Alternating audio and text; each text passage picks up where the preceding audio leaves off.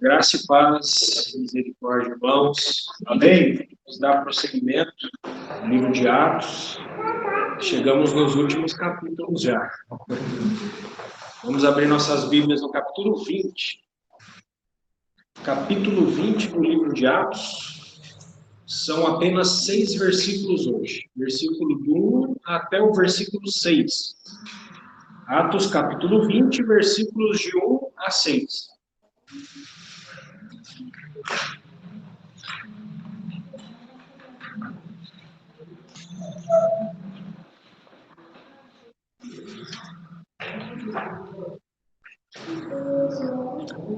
Os irmãos acharam? Sim. Podemos ler juntos? Cessado o tumulto, Paulo mandou chamar os discípulos e, tendo-os confortado, despediu-se e partiu para Macedônia. Havendo atravessado aquelas terras, fortalecendo os discípulos com muitas exortações, dirigiu-se para a Grécia, onde se demorou 3 meses, tendo havido uma conspiração por parte dos judeus contra ele, quando estava para embarcar rumo à Síria, determinou voltar pela Macedônia. Acompanharam até a Sópater de Bereia, filho de Piro, Aristarco e Segundo de Tessalônica, Gaio de Derbe e Timóteo, bem como Tíquico e Trófimo, da Ásia. Estes nos precederam, esperando-nos em noite. Depois dos dias dos pães ázimos, navegamos de Filipos, e em 5 dias fomos ter com eles naquele porto, onde passamos uma semana. Vamos orar mais uma vez. Amado Senhor, mais uma vez nessa noite pedimos a Tua graça, sabendo que a Tua graça nos basta, amém, que ela é suficiente, nos é suficiente, que o poder se aperfeiçoa na fraqueza. Senhor, nós estamos aqui entregues ao Senhor, para a Tua glória, para o Teu deleite. Fala-nos, Senhor, através das Tuas sagradas Escrituras. Dá-nos entendimento do texto que Tu mesmo inspiraste, Senhor. Fala conosco, Senhor, nos traz o conforto que há em Ti. Traze-nos o fortalecimento que há em Ti. Senhor, vivemos em dias de densas trevas. Vai alta noite. Vai alta noite. Amém. E vem chegando o dia. Senhor, que possamos nos despojar das armas das trevas e nos revestir das armas da luz. Senhor, produz isso em nós, em nosso coração. Senhor, um desejo, Senhor, por largar tudo aquilo que é trevoso, tudo aquilo que não pertence ao Senhor. Nos revestir, Senhor, daquilo que é límpido, daquilo que é celestial, Senhor. Senhor, queremos, Senhor, aprender desses exemplos das Sagradas Escrituras, viver a vida cristã, Senhor, levar essa vida cristã a sério, como a única vida que podemos ter aqui nessa terra, como um privilégio, Senhor, que o Senhor nos deu, como, Senhor, algo que devemos nos entregar inteiramente, Senhor, a vida cristã, essa vida que Paulo e os irmãos se entregaram. Queremos levar isso, Senhor, como nosso tudo, Senhor, consagrando-nos inteiramente para o Senhor. Em nome de Jesus. Então, na semana passada, amados irmãos, nós vimos como foi concluído aquele grande tumulto, no capítulo 19, tumulto que começou do versículo 23, do capítulo 19, e foi até o final do capítulo 19. Tumulto que foi gerado por Demétrio, né? Ouvimos aquele ourives, e vemos que Deus usou um pagão, Deus usou o escrivão da cidade, uma espécie de prefeito, para acalmar os ânimos ali que estavam exaltados, né? Naquele frenesi. Deus usou um pagão para acalmar aquele frenesi e dispersar toda aquela multidão. Dissolveu toda aquela aglomeração e a paz voltou aparentemente ali em Éfeso. E o versículo 1 que nós lemos, ele vai começar falando disso, pois ele diz que, cessado o tumulto, Paulo mandou chamar os discípulos e, tendo-os confortado, despediu-se e partiu para a Macedônia. Então, o versículo 1 ele fala que assim que acabou aquela confusão, Paulo, como nós sabemos, era alguém cheio de energia, era alguém que não gostava muito, talvez, de ficar esperando, a não ser quando o Espírito Santo assim o demandasse. Paulo, ele não conseguia ficar parado. Louvado seja o Senhor. E Paulo, ele mandou chamar os discípulos. Paulo, ele fez uma convocação porque talvez algo importante a ser comunicado aos discípulos, algo precisava ser comunicado porque algo ia ser feito. E assim foi, né? Paulo confortou os discípulos, versículo fala, logo em seguida ele se despediu. Irmãos, só para falando aqui tudo isso a grosso modo, a gente ainda vai entrar de maneira profunda nesse versículo. Mas parando para pensar, depois de um grande período, Éfeso, como nós sabemos, foi a cidade onde Paulo mais ficou, mais demandou o tempo de Paulo, talvez o lugar onde mais ele teve trabalho, de todas as cidades onde ele foi. Talvez após um período de 3 anos, Paulo estava se despedindo da cidade de Éfeso. Então, no capítulo anterior, capítulo 19, Paulo já havia tomado essa decisão. Versículos 21 e 22, se os irmãos quiserem me acompanhar, vai ter vários outros versículos para acompanhar essa noite, eu vou até antecipar, na primeira epístola de Paulo aos Coríntios e na segunda epístola de Paulo aos Coríntios. O texto dessa noite, ele está bem resumido, mas a gente consegue encontrar fragmentos deles nas epístolas, principalmente nessas duas, 1 Coríntios e 2 Coríntios. Porque se você olhar o versículo 1, parece algo bem resumido, ele não dá detalhes. Né? O versículo 2 e os demais versículos aqui, parece que é um texto bem resumido, mas várias coisas aconteceram entre esses versículos aqui. Então, o capítulo 19 de Atos, versículo 21, diz o seguinte: cumpridas estas coisas, Paulo resolveu no seu espírito ir a Jerusalém, passando pela Macedônia e Acaia, considerando, depois de haver estado ali, que importa me ver também Roma. Então, Paulo, como nós vimos, ele decidiu, não foi em sua alma, não foi uma decisão que ele tomou, a minha mente, eu gosto muito daqueles irmãos, eu estou com um sentimento na minha alma muito forte de ir para a Macedônia e Acaia. Não. O texto faz questão de mencionar que foi seu espírito, uma decisão espiritual. Então, nós sabemos que havia esses lugares que estavam no coração de Paulo, iria passar por todos esses lugares, por terminar na capital do Império Romano, Roma. E o versículo 22 diz: tendo enviado a Macedônia 2 daqueles que lhe ministravam, Timóteo e Erasto, permaneceu algum tempo na área. Então, Paulo tomou a decisão de ir para todos aqueles lugares, e a prática de Paulo não era tomar uma decisão e sair partindo. Paulo ele tomava essa decisão com muita prudência, muita cautela, mandava o irmão na frente, para antecipar a chegada dele. E os dois irmãos que foram na frente de Paulo foram Timóteo e Erasto. Já foram para Macedônia. E dali em diante, Paulo decidiu permanecer aqui por um tempo. E aí foi o tempo justamente de todo esse tumulto, que foi desde o versículo 23 até o final do capítulo 19.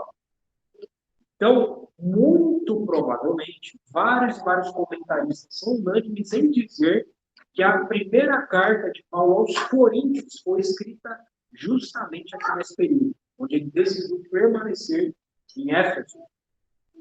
Então, justamente nessa primeira carta de Paulo aos Coríntios, eu pedir para os irmãos que quiserem e puderem acompanhar, Paulo ele revela os planos dessa viagem pela Macedônia. 1 Coríntios capítulo 16. Versículo 5 até o versículo 12. Acho que até nós poderíamos ler juntos esses versículos. 1 Coríntios, capítulo 16, versículo 5 até o 12. Podemos ler? Irei ter convosco por ocasião da minha passagem pela Macedônia, porque devo percorrer a Macedônia. E bem pode ser que convosco me demore, ou mesmo passe o inverno, para que me encaminheis nas viagens que eu tenho a te fazer. Porque não quero agora irmos apenas de passagem, pois espero permanecer convosco algum tempo, se o Senhor o permitir. Ficarei, porém, em Éfeso até o Pentecostes, porque uma porta grande e oportuna para o trabalho se me abriu, e há muitos adversários. E se Timóteo for, vede que esteja sem receio entre vós, porque trabalha na obra do Senhor, como também eu. Ninguém, pois, o despreze, mas encaminhai-o em paz, para que venha ter comigo, visto que o espero com os irmãos. Acerca do irmão Apolo, muito lhe tenho recomendado que fosse ter convosco em companhia dos irmãos, mas de modo algum era a vontade dele ir quando se lhe deparar boa oportunidade. Versículo 19, ainda por fim, se irmãos quiserem olhar, ele termina falando as igrejas da Ásia. Então, isso tudo isso corrobora para essa ideia de que ele escreveu essa carta em Éfeso. E é interessante que nós vimos em Atos que Timóteo foi junto com o Erasto. E aqui parece que ele ainda estava tomando a decisão de enviar Timóteo. E ele fala ali, ficarei por em Éfeso até o Pentecostes. E ele fala no 9, que uma porta grande e oportuna para o trabalho se abrir, e há muitos adversários. Então, Paulo ali está relatando já os adversários. Isso não saía da mente de Paulo. Que havia, sim, oposições na obra de Deus. E o versículo 10 de Coríntios vai falar que talvez uma suposta timidez de Timóteo. E Paulo ali está recomendando para os irmãos, talvez até possivelmente Timóteo e Erasto foram os irmãos que levaram essa carta até os irmãos da Lídia. E no versículo 11 fala que ninguém pôs o desprezo, para ninguém desprezar Timóteo.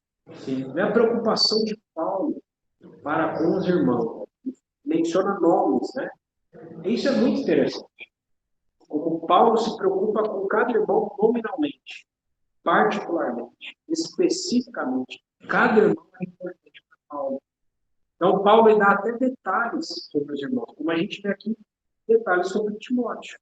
Ninguém pôs o desprezo, porque talvez fosse uma tendência de desprezar Timóteo.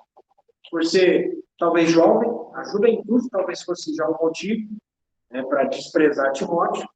E também, talvez, a possível timidez que Timóteo tinha. Né? E Paulo fala, encaminhar em paz, para que venha ter comigo, visto que eu espero com os irmãos. E aí depois Paulo também recomenda a Apolo. Puxa, que zelo, que cuidado que havia dos irmãos ali. E esses textos aqui já vão revelar muito do caráter da igreja, de como deve ser o convívio entre os irmãos. É até engraçado isso. Isso não tem acontecido de agora, mas já tem acontecido há algum tempo entre a gente, aqui em Campinas. A palavra de sábado parece que ela está andando de mãos dadas com a palavra de domingo. Não sei se os irmãos perceberam isso. Não é nada proposital. Absolutamente nada proposital.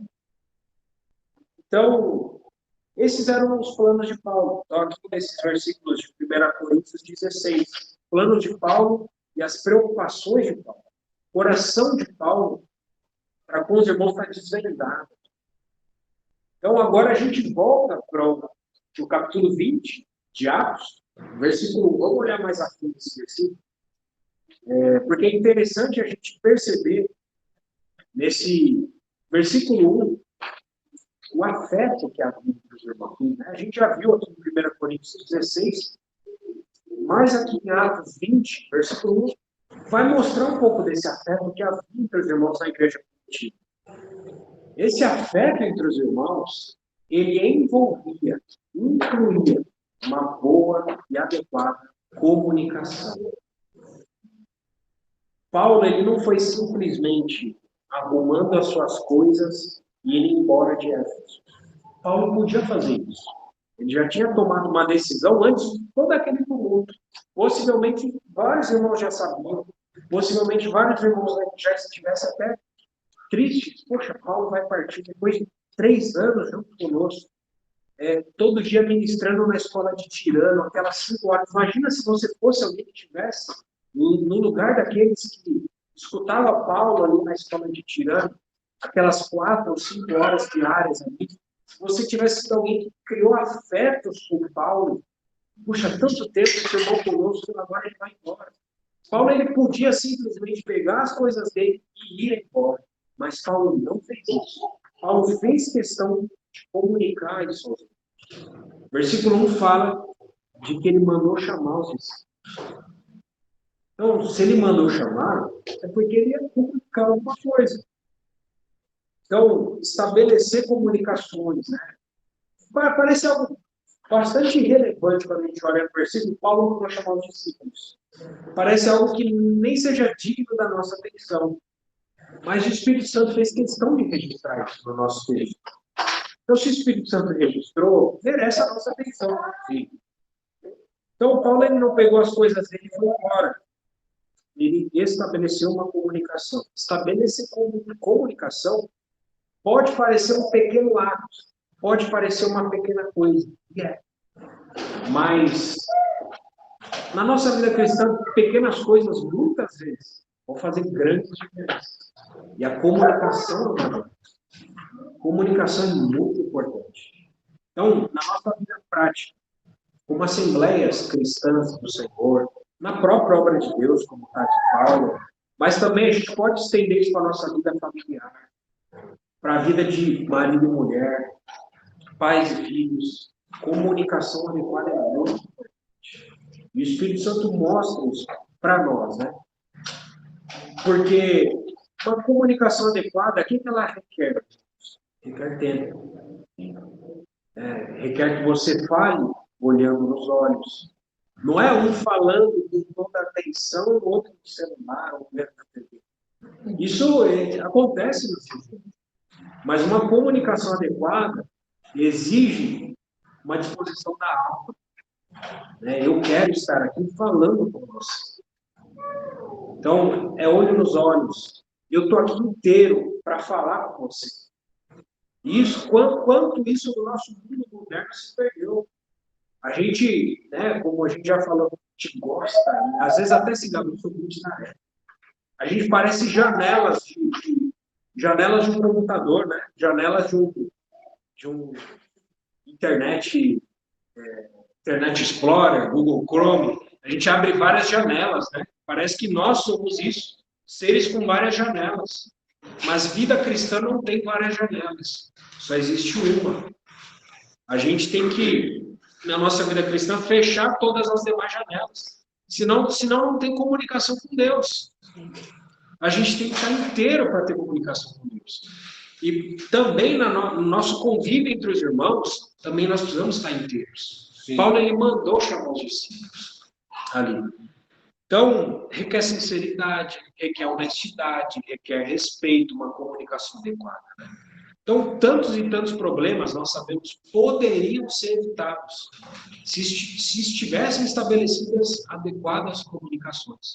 Tantos e tantos problemas nas igrejas cristãs, se nós estudarmos a história da igreja, nós vamos ver que muitos problemas surgiram porque muitos quiseram agir, já sair agindo sem comunicar as coisas, sair fazendo, atropelando, sem comunicar, sem que todos estivessem a par.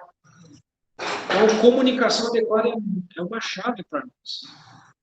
Então, e ainda mais quando envolvem decisões, né? Às vezes, quando envolvem decisões, as coisas, Decisões precisam ser comunicadas. Não é simplesmente, Deus falou, está pronto falado, Deus mandou eu fazer e pronto, acabou. Não é assim na igreja cristã. As coisas têm que ser comunicadas. E muitas vezes, essas decisões, né? Às vezes até por trás de discursos cheios de praticidade. Agora é só fazer, só pregar, só não sei o que, só não sei o que lá. Vamos arrebentar a boca do balão. Às vezes discursos até triunfalistas, né? Escondem por trás disso carnalidade ética. Porque nós precisamos parar e comunicar. Todos precisam estar a par das coisas. Foi isso que Paulo fez. E nós, muitas vezes, em nosso ego, falo por mim mesmo, muitas vezes nós não gostamos de ver as coisas sendo feitas de uma maneira diferente que está na nossa cabeça, coisas sendo feitas diferente do nosso estilo, a condução das coisas, a simples condução delas, por mais que o objetivo vai ser o mesmo. A gente sabe, não, o objetivo é o mesmo, não, mas o método tem que ser o meu. Às vezes a gente gosta, né? A gente não abre mão de que as coisas sejam feitas diferentes do nosso estilo, do nosso método, da nossa maneira de pensar.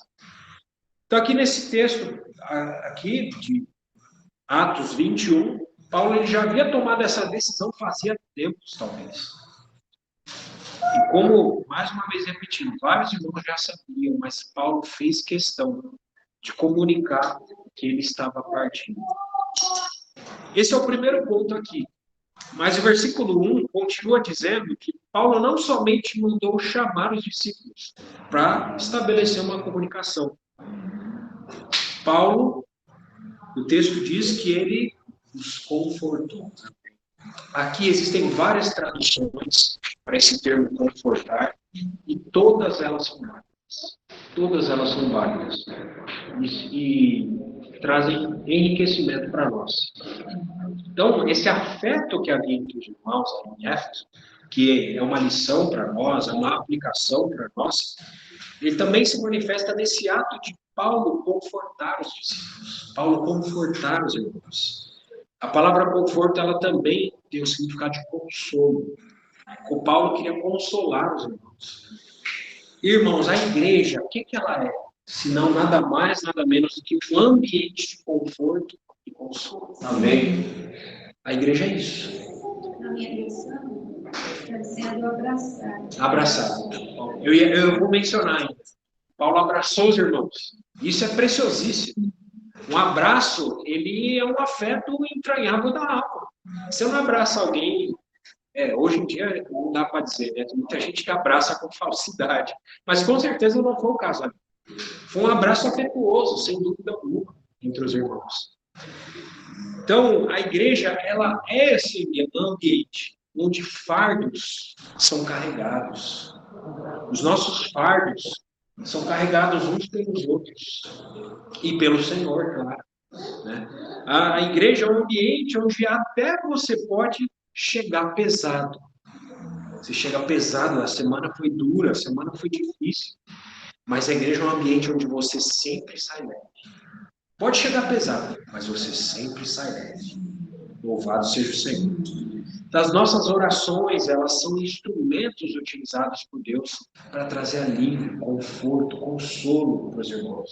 Às vezes um irmão, uma determinada irmã ora e nós nos sentimos abraçados, nós nos sentimos confortados.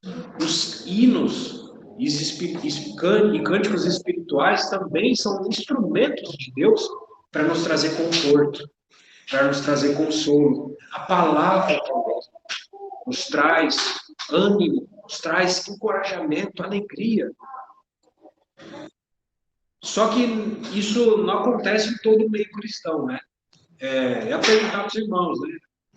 Você já participou de uma reunião cristã onde você sai pior do que você já chegou? Eu já participei. Infelizmente, já participei. Existem ambientes assim, onde imposições são feitas, cargas, você já chega pesado, te lançam mais carga ainda. Você sai como aquele deus grego, né, o Atlas, carregando o mundo nas costas, depois de uma reunião. Existem reuniões que são fardos pesados, difíceis de carregar. Existem reuniões onde são ambientes onde imposições, julgos são colocados. Você chega lá no ambiente, as pessoas já ficam te medindo com aqueles olhos fulminantes. As pessoas ficam te julgando. Existem ambientes assim. E não deveria ser, porque a igreja não é um ambiente para isso. Ambientes onde muitas vezes os irmãos são oprimidos e tolhidos. Mas aqui em Éfeso, havia conforto e consolo entre os irmãos. Segundo alguns dicionários, a palavra consolar é um ato de empatia. É um ato de procurar trazer alívio ao próximo. Aquietar, trazer conforto, tranquilizar e até infundir coragem. Então, após aquele grande tumulto ali na cidade de Éfeso, talvez muitos irmãos ficaram até desanimados, muitos irmãos ficaram tristes. Nos imaginemos, no lugar desses irmãos. Um grande tumulto ali. Irmãos foram até arrastados ali para o teatro, aquele grande tumulto. E talvez muitos irmãos estivessem agitados, preocupados ali, o que vai ser da igreja em Éfeso, a partir de agora. O que Paulo fez? Consolou os irmãos. E até por conta da partida de Paulo, nós sabemos que era muito necessário consolar os irmãos. Então o afeto se manifestou entre os irmãos através dessas consolações. Como a versão da irmã diz que houve abraços, Paulo abraçou os irmãos, a igreja é um ambiente de abraços. Não é verdade? A gente se abraça uns aos outros e nossos abraços são verdadeiros. Porque nós nos amamos uns aos outros de verdade. Pela fé, nós nos amamos uns aos outros. Abraços e ósculos. Ósculos santos também, devemos incluir. Ósculo santo. Nosso beijo na face dos irmãos é um beijo de alegria, porque é um prazer, é uma alegria aos nossos olhos olhar para a face uns dos outros. Porque na nossa semana, não sei a de vocês, muitas vezes nós olhamos para pessoas que nós não queremos olhar. Mas olhar para os irmãos é um bálsamo para os nossos olhos, é uma alegria para os nossos corações. Abraçar os irmãos nos anima. Então, a igreja é um ambiente de abraços, pois nós somos membros uns dos outros. Nós estamos unidos para sempre. Já parou para pensar? Nossa união, ela não termina aqui quando nós morrermos, quando nós falecermos, se o Senhor não voltar antes. A nossa união uns com os outros, ela é eterna. Aleluia. Porque nós somos membros uns dos outros. Amém.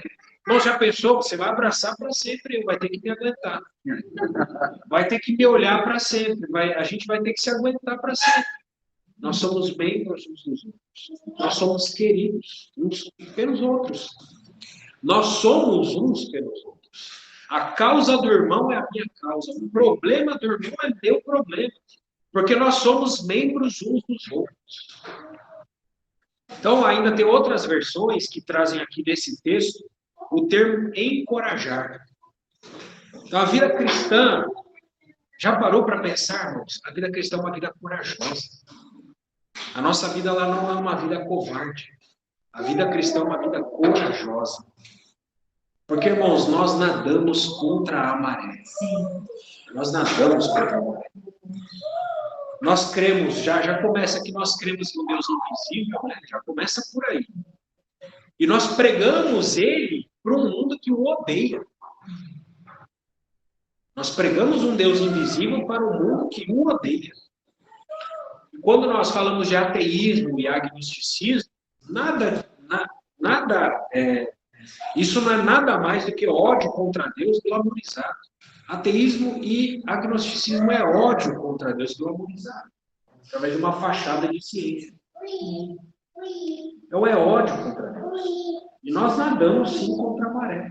Nosso mundo está infestado de ceticismo, de ateísmo, de agnosticismo, de magia, também assim como Éfeso, de magia, de feitiçaria, de bruxaria, talvez nos bastidores. Mas nos bastidores do mundo espiritual, o nosso mundo ele é levado, ele é influenciado por seres espirituais da maldade, que também são nossos inimigos invisíveis. Então, nós nadamos de fato contra a maré. Nossos inimigos são invisíveis. Nossa luta não é contra a carne e sangue. Forças espirituais do mal nas regiões celestes. Dominadores deste mundo tenebroso. Irmãos, essa é a nossa luta.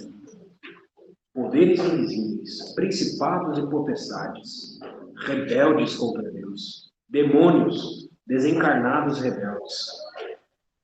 Então, ainda por cima, nós como cristãos, nós não tememos a morte, nós só tememos a Deus.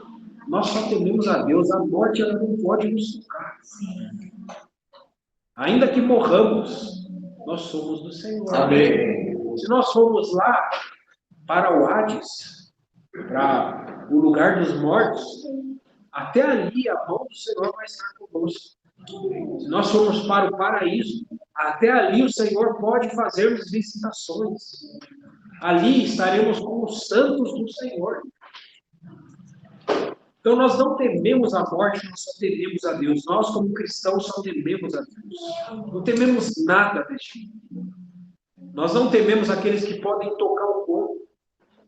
Nós tememos aquele que pode jogar a alma como o corpo no inferno. Nós só tememos a Deus. Então, por fim, ainda tem outras versões que esse versículo 1 dizem que Paulo exortou os discípulos.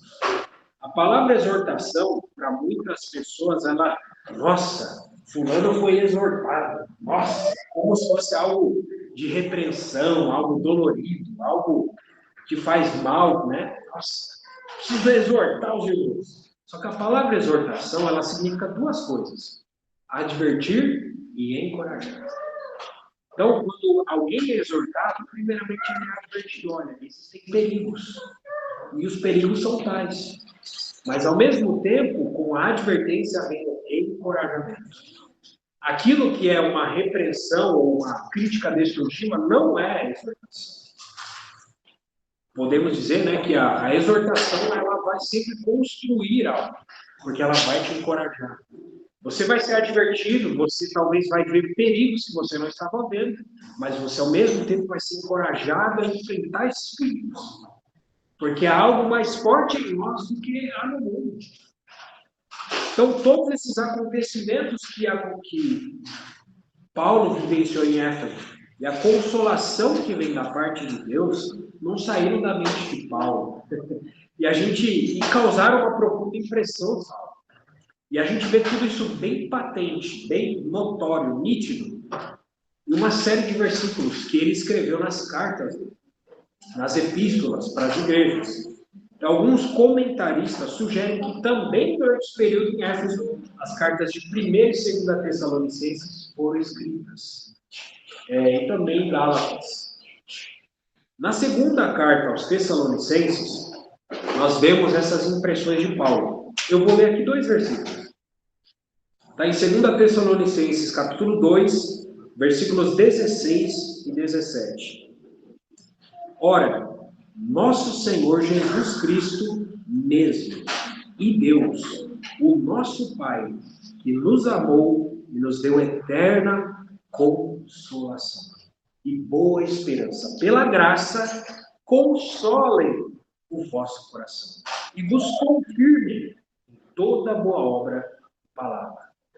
Então, Paulo ele tinha essa preocupação de consolar as igrejas, de confortar os irmãos, de trazer esse abraço, mesmo que à distância, de trazer esse encorajamento, de trazer essa exortação aos santos das outras igrejas também. Porque aquilo que eles experimentaram em Éfeso precisava chegar nas outras igrejas. E em Tessalônica nós vimos que havia os judeus que perseguiram Paulo e possivelmente perseguiam os irmãos. Havia perseguição em Tessalônica. Então o que os irmãos precisavam no ambiente de perseguição? Consolação. Então, olha que eu quero repetir esses versículos de novo. Que precioso deve ter sido soar isso aos ouvidos dos irmãos, quando eles leram Possivelmente até esses irmãos leram essas cartas com lágrimas nos olhos. Ora, nosso Senhor Jesus Cristo mesmo, seja o próprio Filho de Deus, e Deus Pai, né? Deus, o nosso Pai, que nos amou e nos deu eterna consolação. Irmãos, a consolação que nós temos em eterno. Aleluia! As provações que nós temos aqui são temporárias, mas a consolação que nós temos em Deus é eterna. E boa esperança. Irmãos, nós temos boa esperança pela graça. Consola o nosso coração. O nosso coração pode estar turbado, pode estar ferido, mas a boa esperança pela graça, ela consola o nosso coração. E ela nos confirma em toda boa obra e palavra. Louvado seja o Senhor. Então nós também temos essas impressões de Paulo, daquilo que ele viveu em Éfeso, e esse desejo de consolar os irmãos, bem fortes na segunda carta de Paulo aos Coríntios. Esse aqui eu queria que os irmãos abrissem comigo. 2 Coríntios capítulo 1. Paulo já começa falando de consolação. Do versículo 3 até o versículo 11. Não precisa ler juntos não, tá? Eu vou ler aqui.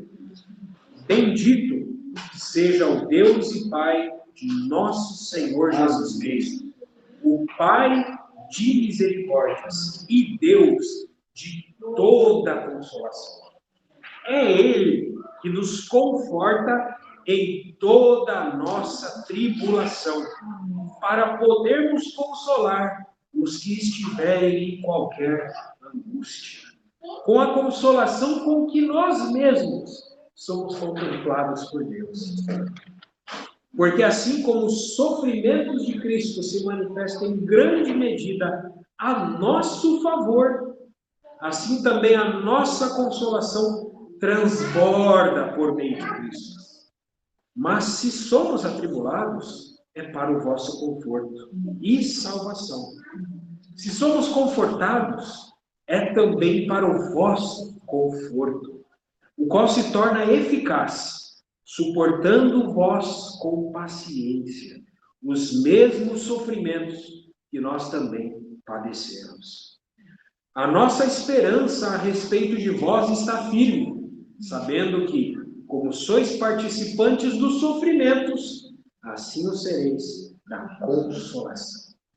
Porque não queremos, irmãos, que ignoreis a natureza da tribulação que nos sobreveio na área. Aqui está na mente de Paulo o que aconteceu em Éfeso. Sim.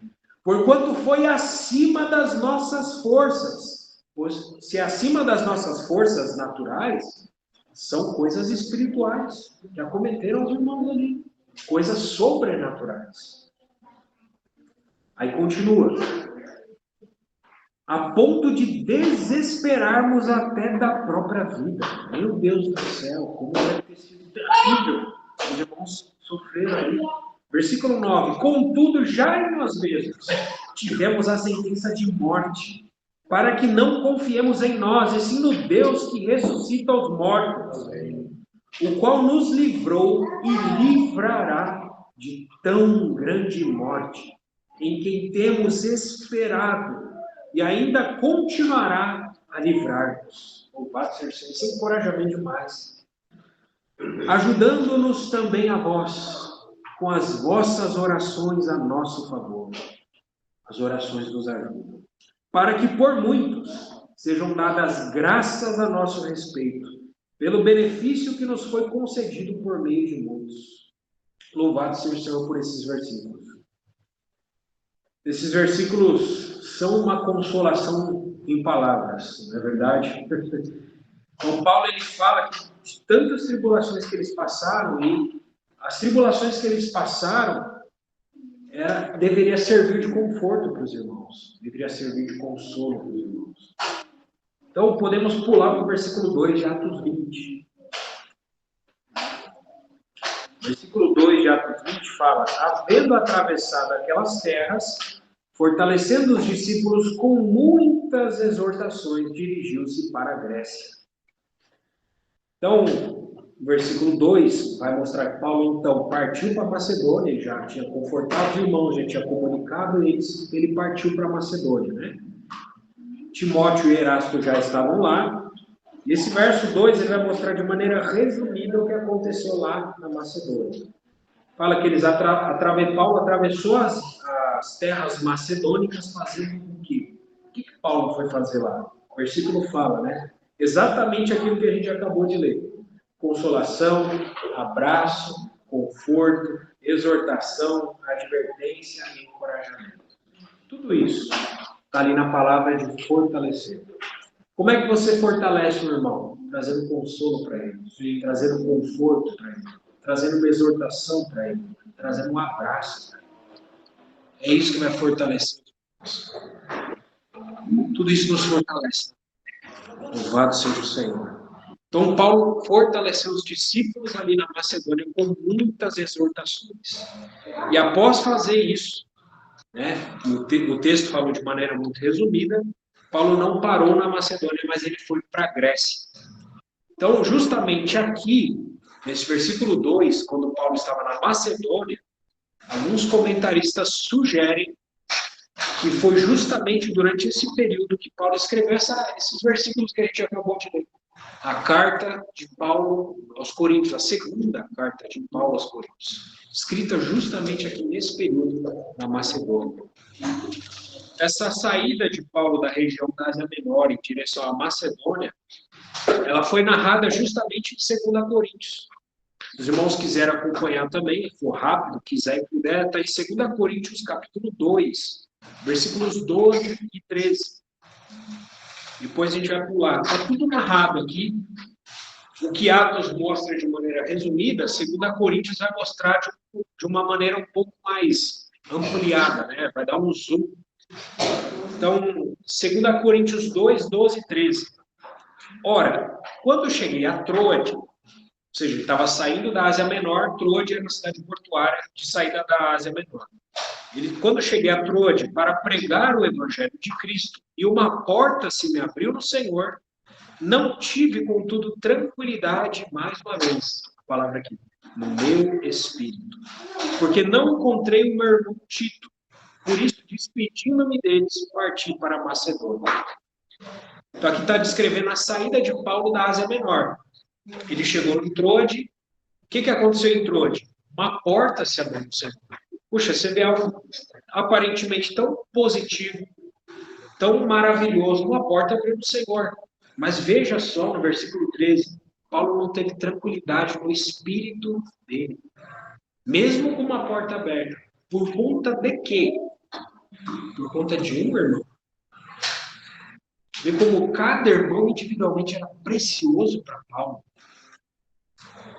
Então ele partiu para Macedônia. Paulo estava preocupado com Tito. Então até aquela porta que estava aberta para o Senhor ficou de stand-by, ficou para depois. Porque a preocupação de Paulo estava com o irmão Tito. E ele partiu para Macedônia, que já era o plano dele.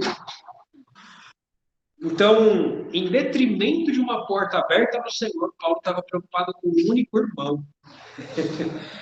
Então, a continuação desse relato de Paulo sobre essa viagem está ainda na carta de 2 Coríntios, quem quiser e puder abrir, capítulo 7. Capítulo 7 de 2 Coríntios, versículos 5, 6 e 7. 2 Coríntios, capítulo 7, versículos 5, 6 e 7. Porque, chegando nós à Macedônia, ou seja, no capítulo 2 ele está descrevendo a saída dele da Ásia Menor, no capítulo 7 ele já chegou na Macedônia. Porque chegando nós à Macedônia, nenhum alívio tivemos. Paulo não teve alívio. Pelo contrário, em tudo fomos atribulados. Lutas por fora, tremores por dentro. Versículo 6. Porém, Deus que conforta os abatidos. Aqui, mais uma vez, Deus é aquele que conforta os abatidos. E como ele faz isso? Nos consolou com a chegada de Tito. Irmãos, olhar para os irmãos nos traz consolo. Porque Paulo, quando ele olhou para Tito, ele foi consolado. Versículo 7. E não somente com a sua chegada, mas também pelo conforto, mais uma vez a palavra conforto, que recebeu de vós referindo-nos à vossa saudade, o vosso pranto, o vosso zelo por mim, aumentando assim o meu regozijo.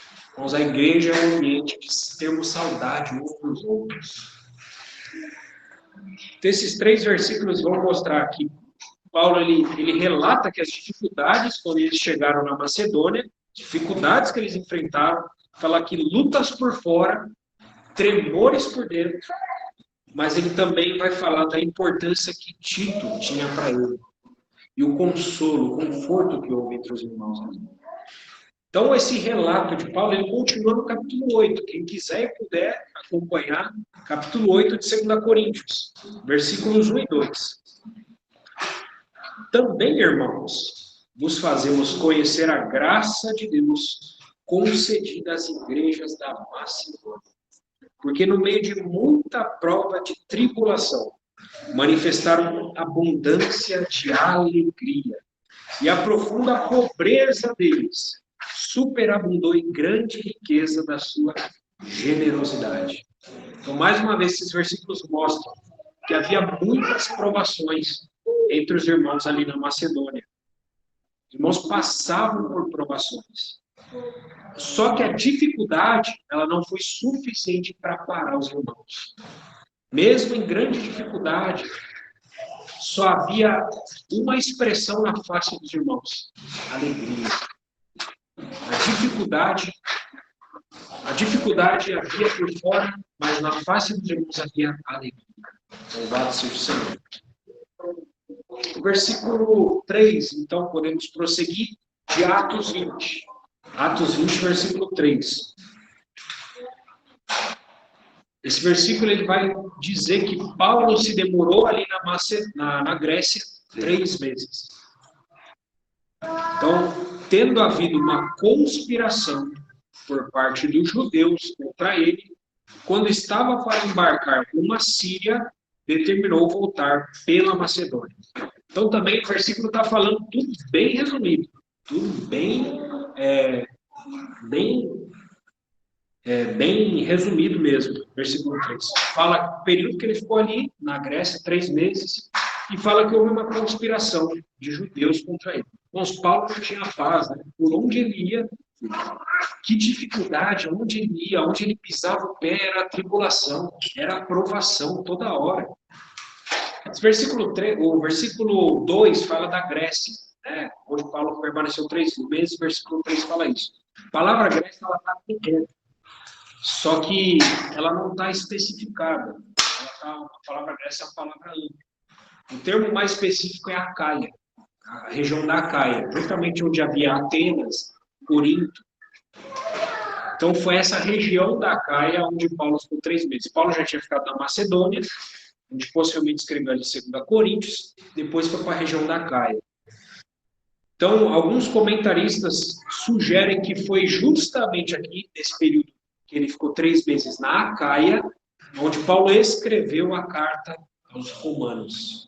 Porque Paulo já estava antecipando, vou ficar aqui esse período na Acaia, vou para Jerusalém, e de Jerusalém vou para Roma. Então, vou escrever a carta agora, vou enviar essa carta por meio de alguns irmãos, com antecedência para Roma, e depois eu me encontro com os irmãos em Roma. Conhecer, na verdade, os irmãos em Roma, porque Paulo nunca tinha pisado lá e conhecer os irmãos em Roma.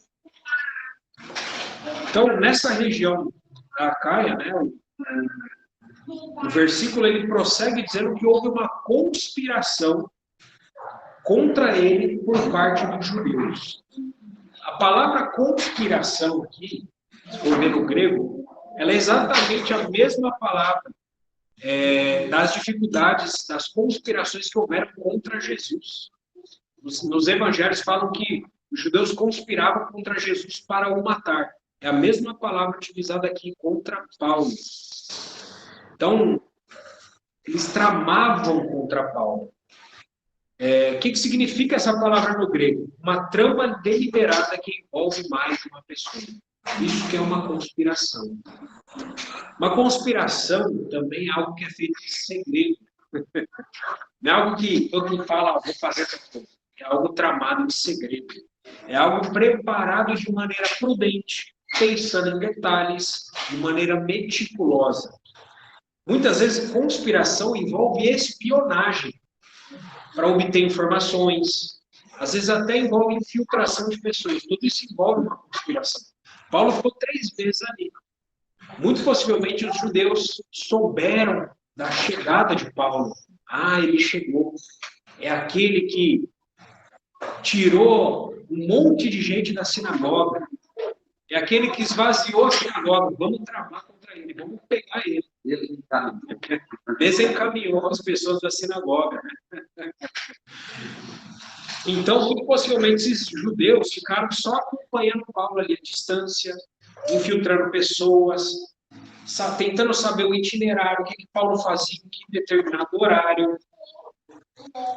Às vezes, imaginando coisas, ele vai embarcar, precisamos ficar atento que hora que ele vai embarcar. Quando ele for embarcar, a gente pega ele.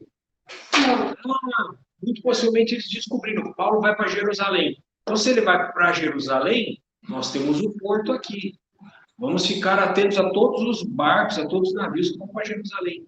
Vamos infiltrar pessoas e pegar ele. Então, eles conspiraram contra Paulo. Isso é algo terrível. Paulo era alvo de conspirações. Talvez em nossa vida, talvez nós nunca vamos ser alvo de tramas como essas, né? Mas vamos tentar se colocar no lugar de Paulo. Quão difícil deve ter sido. Então, como o Espírito Santo, ele é um espírito de sabedoria, Paulo ele não foi pelo caminho mais óbvio. Paulo ele voltou pela Macedônia, versículo 10. Paulo ele foi por um outro caminho, onde ele pôde despistar os conspiradores, né? Então, que possivelmente esses conspiradores ficaram ali esperando no navio e ficaram ali vendo os navios ir embora e não sabiam que Paulo não foi por ali, Paulo foi por outro caminho.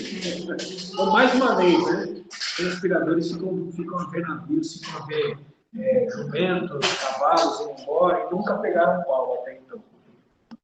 Versículo 4 de Atos 20. Acompanharam-no até a Ásia Sópater de Bereia, filho de Pirro, Aristarco e Secundo de Tessalônica, Gaio de Derbe e Timóteo, bem como Tíquico e Trófimo da Ásia. Então, esse versículo 4, ele vai falar que Paulo ele não foi sozinho. Paulo ele foi acompanhado por vários irmãos, representantes de várias regiões. Esse versículo 4, ele mostra as regiões a que cada irmão pertencia. Isso é muito interessante. Primeiramente, ali na parte que está entre colchetes, a gente sabe que esses trechos entre colchetes não foram escritos nos textos originais. Foram colocados depois por copistas, né, para tentar esclarecer o texto. Mas faz muito sentido, porque eles foram, de fato, para a Ásia Menor. Então, ele dá a entender, colchetes, o caminho pelo qual Paulo iria para Jerusalém, caminho da Ásia Menor. Eu não tenho aqui um mapa dessa terceira viagem, mas é muito interessante notar que Paulo ele iria, Corinto ali já era uma cidade portuária. Paulo ele ia fazer um caminho pela Síria, que ele tinha colocado seu coração direto para Jerusalém, para a região ali da Síria, onde estava próximo de Jerusalém. Paulo escolheu pelo caminho mais difícil, voltar por cima e dar uma volta muito maior e muito mais difícil. Então, a conspiração que houve dos judeus contra ele colocou Paulo tendo que fazer um caminho muito mais difícil para ele chegar no caminho dele. Então, aqui além dessa parte de colchetes, né? Logo em seguida, o versículo 4, o texto, ele vai dar uma lista de um montão de nomes e regiões, né? Então, acho que as irmãs acho que não tem nenhuma irmã grávida aqui, né? Mas acho que dessa lista de nomes aqui, só Timóteo se salva, né? Uma irmã que vou querer dar nome para um filho menino, acho que tem um monte de nome aqui que não dá certo, não, né? É algo de bullying para as crianças na escola, né? A pessoa colocar o nome de Trófimo, coitado da criança. Acho que só Timóteo realmente se salva dessa lista aqui. Então, o primeiro irmão dessa lista, que está no versículo 4, no texto, é o irmão Sópater. um irmão representante das igrejas da Bereia. E o texto diz de Sópatro que ele é filho de Pirro. O que significa o nome Sópatro? O nome Sópatro significa de boa família ou quem defende o pai. É um nome grego, de origem grega. O nome Pirro, ele significa fogo ou quem tem cabelo avermelhado. Possivelmente era um irmão ruim, né? É o pai de Sópatro, irmão Pirro. Possivelmente era irmão, né? Que era também um nome de origem grega. Então, esses são os representantes das igrejas da Bereia. Continuando o texto, ele vai falar dos representantes de Tessalônica. Então, o primeiro representante de Tessalônica aqui é Aristarco. O nome Aristarco, ele tem origem latina e significa que governa muito bem. Alguns chegaram até a dar uma ideia de que ele era presbítero ali na igreja, né? Mas, baseado no nome, não dá para ter certeza disso. E o segundo nome é justamente Secundo, que significa segundo também. Possivelmente era o segundo filho, né? O pai teve o primeiro, não teve criatividade para colocar o nome do segundo filho e falou, esse aí é o segundo. É um nome de origem latina também. E o outro... esses são representantes de Tessalônica. De Derbe, da cidade de Derbe, o representante era Gaio. É um nome de origem grega que significa alegre. Além desses lugares ali, a gente tem ali, por fim, os representantes da Ásia Menor, que eram 3 irmãos. É o trio T, né? Como a gente fala. Os 3 começam com T o nome. É o Timóteo, Tíquico e Trófimo. O nome Timóteo tem origem grega e significa que honra a Deus. O nome Tíquico tem origem hebraica e possivelmente um irmão judeu, né? Baseado na origem do nome, mas também não dá para ter certeza. O nome Tíquico significa fortuito. Fortuito significa algo imprevisto, né? Ou que acontece por acaso, não planejado. E o terceiro nome do trio de irmãos que começa com a letra T é o Trófimo, que tem origem grega e que significa filho adotivo. Coitado do Trófimo, né? Já começa pelo nome, o nome tem uma sonoridade bem ruim para nós aqui, e segundo, que o nome significa filho adotivo. Possivelmente ele era um filho adotado. Coitado do Trófimo. Então, irmãos, é muito interessante, a gente pode olhar e achar, que bobeira, um monte de nome aqui, né? Mas o Espírito Santo fez questão de mencionar o nome de cada irmão. Então, a gente precisa dar atenção para isso. O que isso fala conosco de aplicação? Irmãos, na igreja, cada irmão é conhecido pelo nome. Amém. Na igreja, cada um é nomeado. Cada um é conhecido não somente por Deus pelo nome, mas uns pelos outros. Então, não existe na igreja cristã aquela história de você frequentar o culto, você vai lá, frequenta a reunião, e você sai de mansinho como um agente secreto, você vai, frequenta a reunião e ninguém sabe o teu nome, você vai, frequenta a reunião e ninguém sabe quem você é. Não existe isso na igreja cristã. Como foi citado o exemplo, né, na semana passada. Você participar de uma mega igreja é realmente um ambiente para você se esconder, né? Mas na igreja cristã não era assim. Todo mundo é conhecido pelo nome, sabe? Todo mundo vai saber teu nome. Possivelmente até vão saber o nome do teu pai, como está aqui o nome do primeiro irmão, né? O Sópatro, que é filho de Pirro. E possivelmente vão saber algo sobre você. A igreja cristã é assim, nós somos uma família. Somos a família de Deus. Amém. E aqui a gente se trata conhecendo um ao outro pelo nome. Sim. Louvado seja o Senhor. Amém. Então, na igreja, não é um ambiente para a gente ficar se escondendo, não é um ambiente para a gente ficar envergonhado, porque a igreja é o lugar dos remidos. Irmãos, todos nós temos um passado aqui para que se envergonhar. Sim. Mas nós somos remidos, lembrados por Deus. Aleluia. O nosso passado, ele foi pago na cruz do Calvário. Sim. Louvado seja o Senhor. Amém. E hoje nós podemos olhar uns pelos outros e falar o nome do irmão que está do nosso lado. Aleluia. Porque cada um é precioso. Então, a igreja ela também é um ambiente de cuidado mútuo.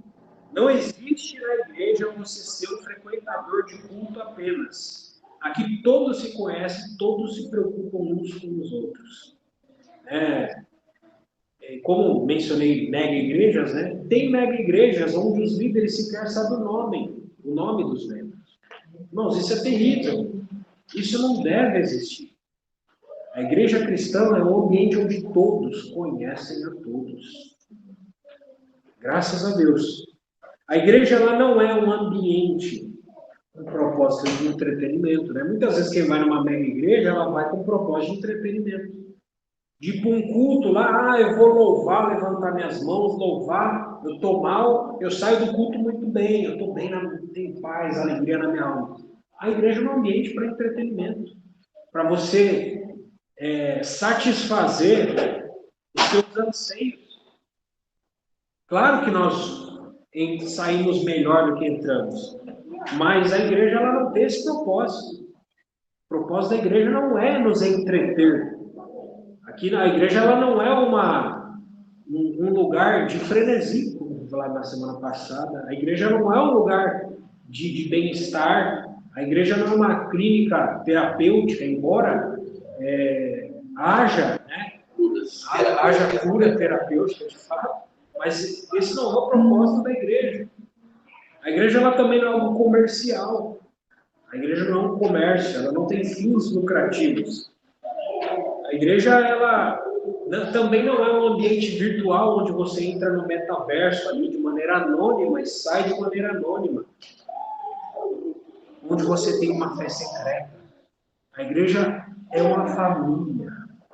E louvado seja o Senhor, que o Senhor produz ambientes familiares nas igrejas. Amém. Na igreja todos são conhecidos.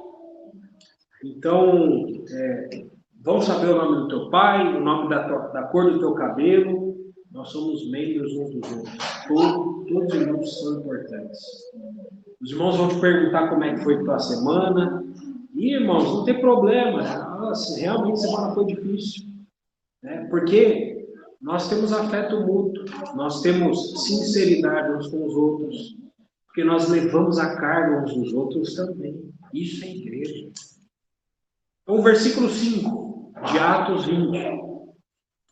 Estes nos precederam, esperando-nos em Troade. Já está acabando, tá, irmãos? Versículo 5, ele se refere a todos esses irmãos que acompanharam Paulo e diz que eles seguiram na frente de Paulo, né? O costume que ele fazia. Eles precederam Paulo, esses irmãos precederam Paulo. Só que se você parar para olhar no texto de Atos 20, versículo 5, até então, versículos 1 a 4 e os textos anteriores, a narrativa estava em terceira pessoa. Agora, a narrativa ela se volta para a primeira pessoa.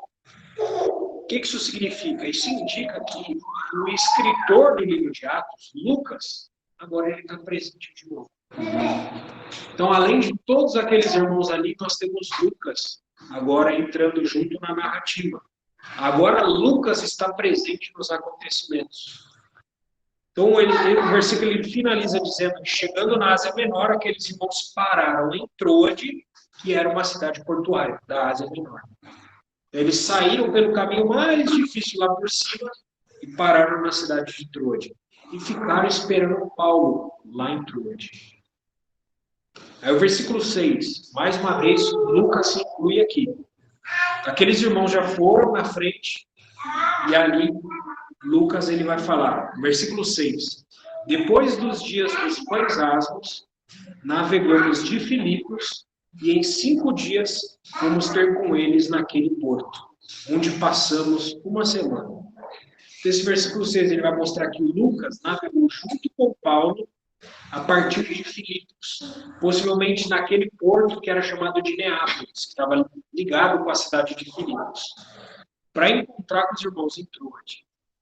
Então ele mostra o itinerário de Paulo nessa terceira viagem. Os irmãos que puderem depois acompanhar através do mapa da terceira viagem, vale muito a pena, para a gente ver o esforço que os irmãos tiveram.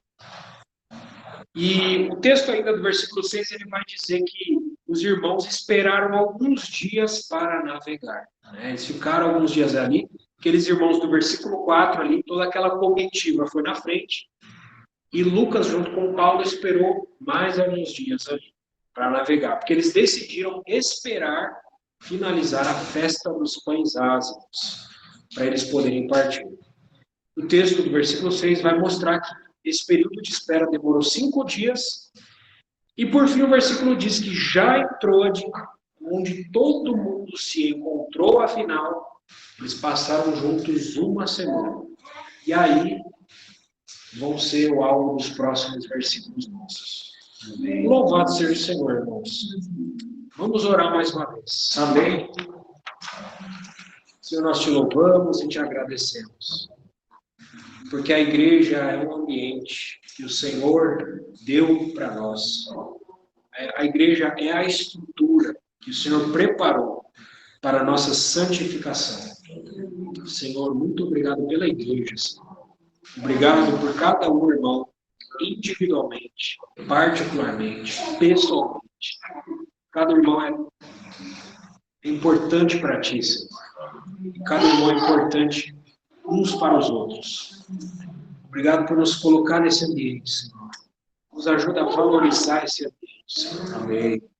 Ó, Senhor, porque é nesse ambiente e não existe outro ambiente pelo qual possamos desenvolver os nossos dons, pelo qual possamos buscar os nossos dons. Não existe outro ambiente onde vamos ser amadurecidos até a imagem de Cristo. Não existe outro ambiente onde possamos ser consolados, onde possamos achar conforto, onde possamos, Senhor, ser aperfeiçoados, onde possamos, Senhor, perseverar na doutrina, onde possamos, Senhor, viver uma vida de corpo, de fato, como o Senhor designou para nós. Senhor, é na igreja, Senhor, que a multiforme sabedoria de Deus é conhecida dos principados e potestades. É na igreja, nesse ambiente, Senhor.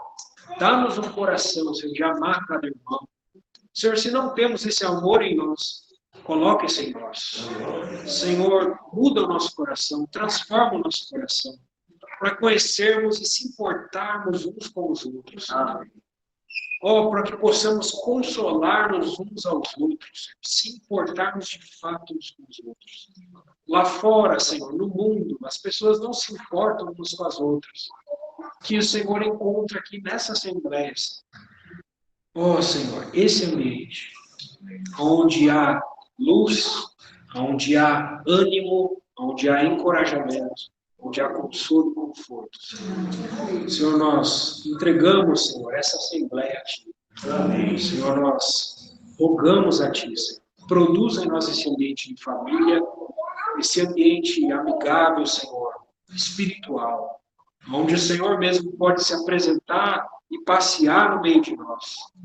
Onde o Senhor pode falar conosco por meio da porção que há em cada irmão e em cada irmã. Cada membro é necessário. Cada membro é útil em Tuas mãos. Que o Senhor possa ver isso nessa Assembleia. Nós pedimos isso a Ti. Rogamos isso a Ti. Em nome de Jesus. Amém.